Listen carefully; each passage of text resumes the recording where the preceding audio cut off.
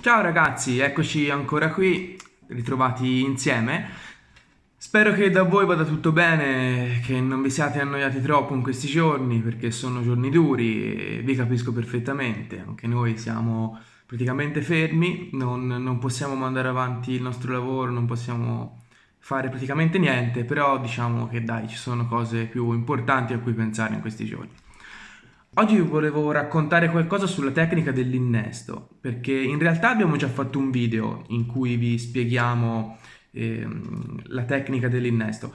Però diciamo oggi vi volevo raccontare qualcosina un po' al volo perché non credo che tutti di voi l'abbiano visto.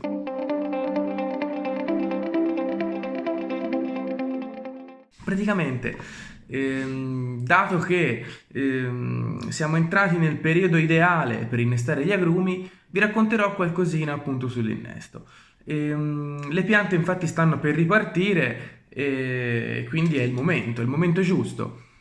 In cosa consiste un innesto? Innanzitutto, cos'è un innesto? Un innesto praticamente è prendere una piccola porzione di ramo di un minimo di 2 o 3 occhi e innestarla su una pianta, cioè su un portainnesto. Questo rametto si chiama marza, il portainnesto è una pianta dove noi andiamo a innestare il rametto.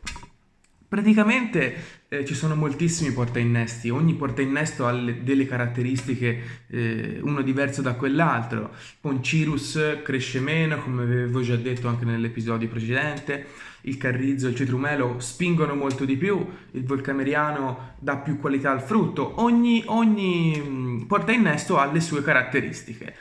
Quindi diciamo cercherò di rispondere a qualche domanda.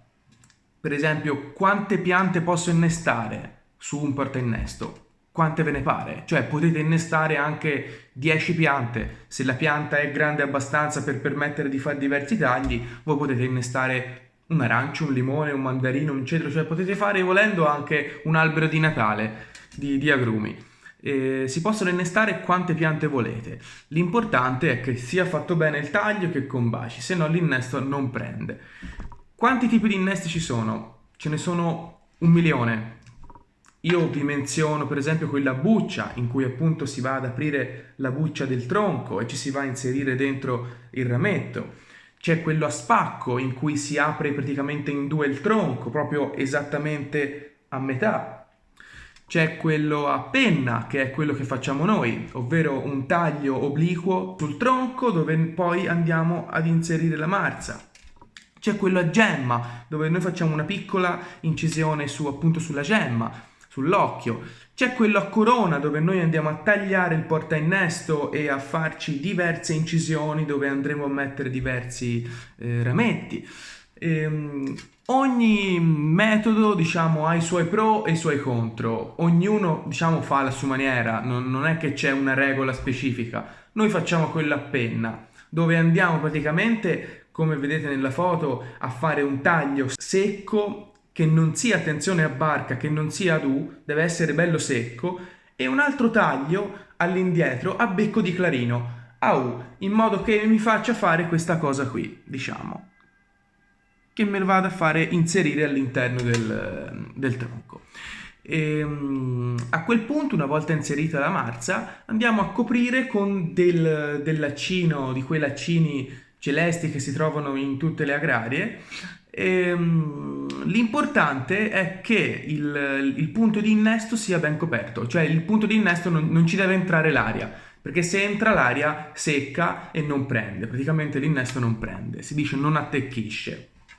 E in alternativa, molti di voi mi chiedono: ma ce lo posso mettere il mastice? Certo, ci si può mettere il mastice e la paraffina scaldata, ovviamente, che poi ghiacciando mi si va a solidificare. L'importante è che sia ben coperto il punto di innesto. Quando avete fatto il taglio che avete inserito, la marza è sempre meglio coprirla con un sacchetto da pane o un sacchetto di nylon, in modo che la marza rimanga ben umida e ben calda. Questo aiuta, diciamo, la cicatrizzazione. Come faccio a capire se l'innesto prende?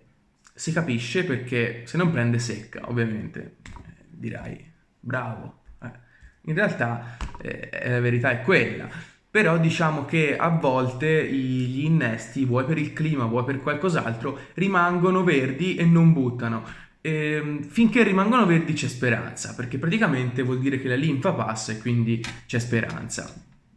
In genere dopo un mesetto circa potete ridare un'occhiata al vostro innesto e quindi controllare appunto se ha attecchito o no. Grazie ancora per la visione di questo video, spero che si risolva tutto al più presto possibile e che si possa tornare tutti fuori al lavoro e alla vita normale. Forza ragazzi, ciao ciao!